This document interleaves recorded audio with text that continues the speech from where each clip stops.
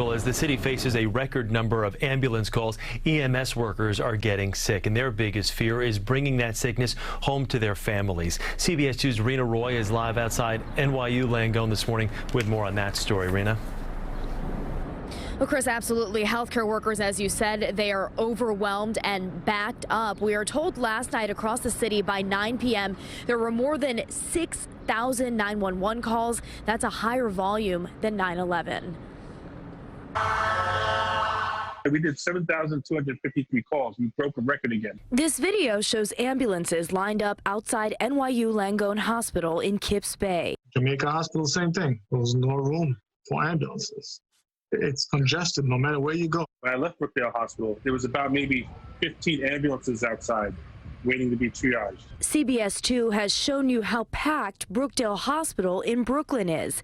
Anthony Almohera, vice president of the FDNY EMS Officers Union and a lieutenant paramedic, tells us strain on the hospitals is having a ripple effect, creating delays for them. On Tuesday, an EMT told him, the hospital doesn't have any beds, and they're using our stretcher to work up the patient, and the patient's on a ventilator at the moment, and I can't get the stretcher back.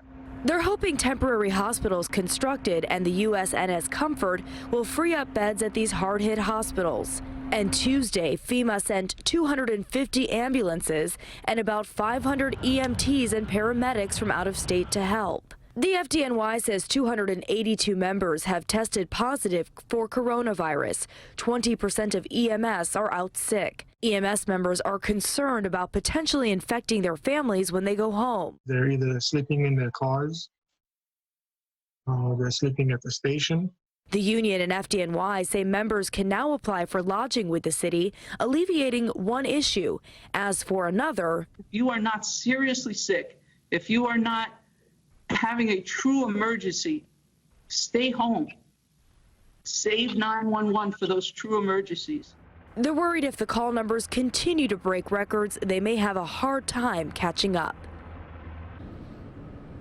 Now, as for the NYPD, officials say more than 5,600 members were out sick yesterday.